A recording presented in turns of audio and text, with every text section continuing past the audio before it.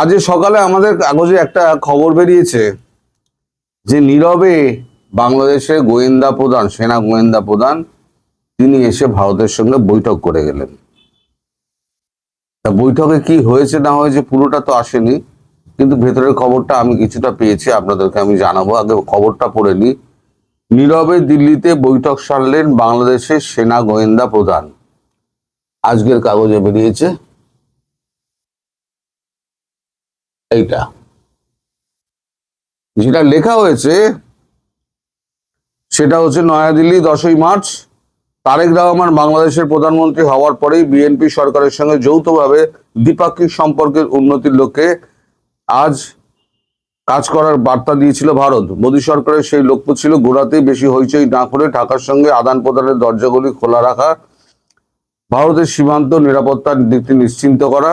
সেই লক্ষ্যের সঙ্গে সঙ্গতি রেখেই সম্প্রতি যথেষ্ট গোপনীয়তায় ভারতে একাধিক বৈঠক করে গেলেন সে দেশের সামরিক গোয়েন্দা সংস্থার প্রধান মেজর জেনারেল মোহাম্মদ কায়সার রশিদ চৌধুরী। খবরটি কূটনৈতিক প্রকাশ্যে আসায় গুঞ্জন শুরু হয়েছে দ্বিপাক্ষিক মহলে।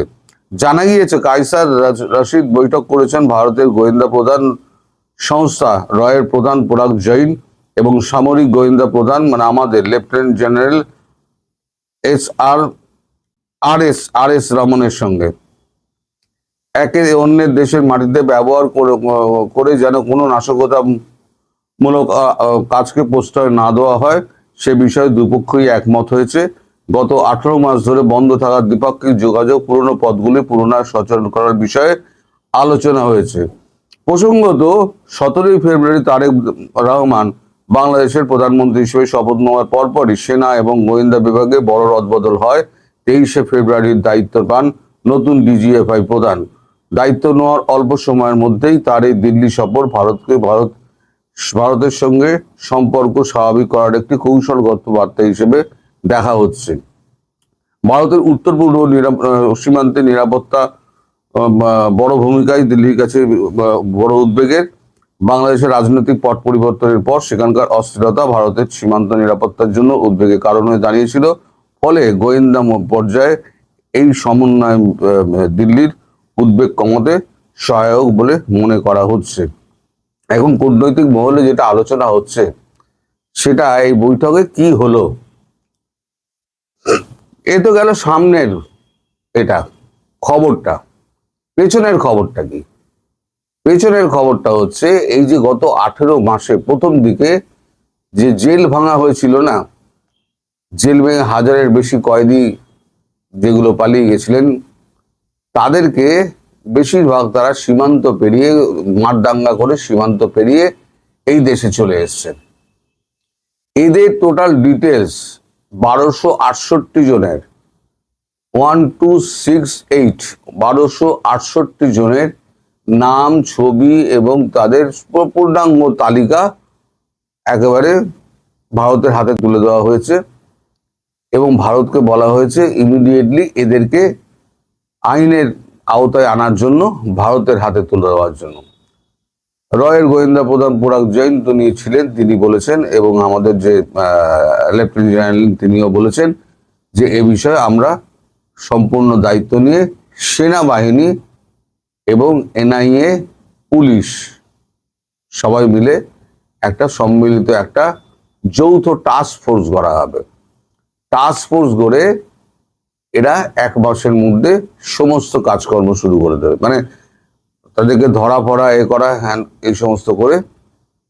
আরো একটা কথা যেটা উল্লেখ করা হয়েছে, এই হাদির হত্যাকারীকে যেভাবে আমরা জেলে ভরে দিয়েছি সেটা না করে তারা ঝটপট বিচার করার জন্য হাদির হত্যাকারীকে যাতে তাড়াতাড়ি তাদের কাছে হস্তান্তর করা হয় সে ব্যাপারেও কথাবার্তা হয়েছে এবং ভারতও রাজি হয়েছে। আদালতের কাছে ভারত তার জামিনের আর্জি জানাবে, জামিন তার প্রত্যর্পণের আর্জি জানাবে। প্রত্যর্পণের আর্জি জানালে পরে বাংলাদেশের হাতে তাকে তুলে দেওয়া, বাংলাদেশ সেনাবাহিনীর হাতে তুলে দেওয়া হবে, কোনো বিডিআর এর হাতে নয়, বাংলাদেশ সেনাবাহিনীর হাতেই তুলে দেওয়া হবে। কোন বর্ডারে সেনাবাহিনী থাকবে, ভারতীয় সেনাবাহিনী গিয়ে তাদেরকে তুলে দিয়ে আসবে এই দুজনকে। আর বাকি যাদেরকে বলা হয়েছে 1268 জন যাদের নাম তালিকা দেওয়া হয়েছে, তারা তো আমাদের একটা রাজ্যে নেই, বিভিন্ন রাজ্যে ছড়িয়ে ছিটিয়ে আছে। এই বিভিন্ন রাজ্যের এজেন্সিগুলোকে সমস্ত কাগজপত্র পাঠিয়ে দেওয়া হয়েছে, কাল রাতেই পাঠিয়ে দেওয়া হয়েছে। পাঠিয়ে দিয়ে বলা হয়েছে সমস্ত জায়গায় এদের ব্যাপারে খোঁজ খবর করো, খোঁজ খবর করে এদেরকে ইমিডিয়েটলি এদেরকে অ্যারেস্ট করার ব্যবস্থা করো। অ্যারেস্ট করে শোন অ্যারেস্ট দেখাবে না, মানে শোন অ্যারেস্ট দেখালে তাকে আদালতে তুলতেই হবে, শোন অ্যারেস্ট দেখাবে না। তাদেরকে ধরবে, হ্যান্ডকাপ পরাবে, সোজা একেবারে পশ্চিমবঙ্গে নিয়ে আসবে। পশ্চিমবঙ্গ থেকে যে কোনো একটা বর্ডার দিয়ে সেনাবাহিনীর সঙ্গে বাংলাদেশ সেনাবাহিনীর সঙ্গে কথাবার্তা বলে তাদেরকে হ্যান্ড ওভার করে দেওয়া হবে। এবার তারা নিয়ে গিয়ে কি করবে না করবে তাদের ব্যাপার, আইনগত কি ব্যবস্থা নেবে না নেবে তাদের ব্যাপারে। এখানে ভারতবর্ষ মাথা গলাবে না। ভারতবর্ষের দায়িত্ব হচ্ছে ওই 1268 জন যে আসামি আছে তারা সমস্ত ভারতকে অনুরোধ করেছে তাদেরকে তুলে দেওয়ার জন্য। এখন এই যে 1268 জন, এরা কোন কোন সীমান্ত দিয়ে ঢুকেছিল, মেঘালয় থেকে আরম্ভ করে আপনার ওই দিনাজপুর পর্যন্ত বিভিন্ন সীমান্ত আছে। সেই সীমান্তের কিছু কিছু মানে বাংলাদেশের কিছু কিছু লোককে অ্যারেস্ট করেছেন। এই খবর আপনারা কতটা জানেন আমি জানি না, নিশ্চয়ই আপনারা খবর রাখেন। তো সব খবর তো বলা যায় না, আমিও বুঝি সব খবর বলা যায় না, আপনারা সব জানেন কিন্তু বলতে পারেন না। পারিপার্শ্বিক পরিবেশের অনেক চাপ রয়েছে। আমরা বিদেশে বসে আমরা অনেক কিছুই কপচাতে পারি, কিন্তু আপনাদের পক্ষে সেটা কপচানো খুব মুশকিল, সেটা আমরা বুঝি। তো এখন আপনারা যে কিছু জানেন না তা তো নয়, সবই আপনারা জানেন। কিন্তু ভারতবর্ষ যেটা করছে সেটা হচ্ছে যে সমস্ত সীমান্ত এলাকা দিয়ে ঢুকেছিল, যাদেরকে অ্যারেস্ট করা হয়েছে, তাদেরও একটা নাম তালিকা দেওয়া হয়েছে।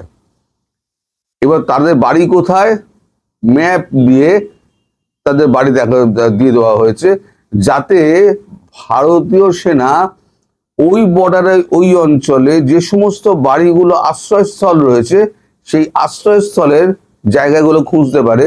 এবং যারা যারা এই ব্যাপারে আশ্রয় দেয়, ধরুন 100% লোকই তো আশ্রয় দেয় না, 5% লোক আশ্রয় দেয়। এই বাকি 95% লোককে গোপনে জিজ্ঞাসাবাদ করা হবে কারা কারা আশ্রয় দেয় ওই সীমান্ত অঞ্চলে। ওই যে 5% লোক রয়েছে, ওই 5% লোককে তুলে নেওয়া হবে। তুলে নিয়ে তাদেরকে ভালো মতো ট্রিটমেন্ট করা হবে। ট্রিটমেন্ট করা হলে পরে তাদের মুখ দিয়ে আপনি বেরিয়ে যাবে যে কারা কারা এখানে ঢুকেছিল, কোথায় কোথায় আছে না আছে, তাদের ডিটেলস বেরিয়ে যাবে। এই হচ্ছে প্ল্যান। এখন এই যে গোপনে মিটিংটা হয়ে গেল, এই মিটিংটা হচ্ছে ওই যে 10টা পয়েন্ট আমি বলেছিলাম না, 10টা পয়েন্টের মধ্যে একটা পয়েন্ট ছিল যে জেল ভেঙে যে সমস্ত আসামিরা পালিয়েছে এবং যারা নৈরাজ্য চালিয়েছে তাদেরকে প্রত্যেককে অ্যারেস্ট করতে হবে। এখন দেশে যারা আছে তাদেরকে তো অ্যারেস্ট হবেই, তারা অ্যারেস্ট আস্তে আস্তে শুরু হবে তাদের অ্যারেস্টটা। এখন অনেকে এ হচ্ছে সেনাবাহিনী কেন ব্যারাকে ফিরছে না, সেনাবাহিনী ব্যারাকে না ফেরার কারণ হচ্ছে এটাও একটা, যে সেনাবাহিনীকে আদেশ দেওয়া হয়েছে তোমরা এই সমস্ত যারা আছে তাদেরকে ধীরে ধীরে তোমরা অ্যারেস্ট করো এবং আইনের আওতায় আনো। এটা ভারতের একটা শর্ত মেনে, ওই 10টা শর্তের মধ্যে 7 নম্বর শর্ত ছিল এইটা। আমি যে 10টা শর্তের কথা বারবার আপনাদের বলি, সেই শর্তের ব্যাপারে এই কথাবার্তা হয়েছে। এখন এই কাজটা হতে হতে অন্তত মাস 2 লাগবে। তো মাস 2 হয়ে গেলে এদেরকে সমস্ত হাতে হাত করা পড়িয়ে এপার থেকে ওপার মানবিকভাবেই, জাস্ট ভ্যানে করে নিয়ে গিয়ে বা প্লেনে করে নিয়ে গিয়ে ত্রিপুরা সীমান্ত হোক বা আসাম সীমান্ত হোক, যেখান থেকে হোক, পশ্চিমবঙ্গ সীমান্ত হোক, একই প্রদেশে তো নেই, বিভিন্ন প্রদেশে আছে, সেই বিভিন্ন প্রদেশ থেকে তাদের নিয়ে আসা হবে, একটা জায়গায় রাখা হবে, করে রেখে তারপরে দলবদ্ধ হবে, তাদেরকে এপার থেকে ওপারে তাদেরকে পাঠিয়ে দেওয়া হবে সেনাবাহিনীর হাতে। এই হলো আপাতত খবর। তারপর আমাদের দেশে এসে পরাগ জৈনের সঙ্গে রয়ের কথাবার্তা বললেন আপনাদের সেনাবাহিনীর গোয়েন্দা প্রধান, সেটা কিন্তু আমাদের কাছে সম্পূর্ণ অজানা ছিল। আজকে এটা কাগজে বেরোনোর পর আমি হয়ে গিয়েছি যে এত খবর রাখি, এই খবরটা রাখতে পারলাম না। সব খবর তো কানে আসে না, আর সব খবর কেউ বলবেও না, তাদের বিভিন্ন রকম বাধা বিপত্তির ব্যাপার আছে, আর এসব খবর চপ করে ছাপা হয় না। তো যাই হোক, এখন খবরটা বেরিয়েছে, আমার মনে হলো আপনাদের সঙ্গে শেয়ার করে দিই। আপনারা অপেক্ষা করুন, এই সব দুষ্কৃতী যারা এই বাড়ি ঘর জ্বালিয়েছিল, যারা 32 নম্বর ভেঙেছিল, তারা সব এর মধ্যে রয়েছে। এবং বলা হয়েছে যে 32 নম্বর যারা ভেঙেছে তারাও কিন্তু এর সঙ্গে জড়িত, এখানেই ভারতবর্ষে লুকিয়ে আছে।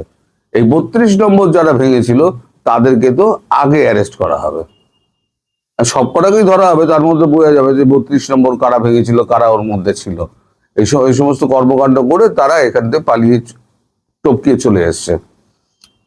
আপাতত আমার কাছে এই খবর আছে।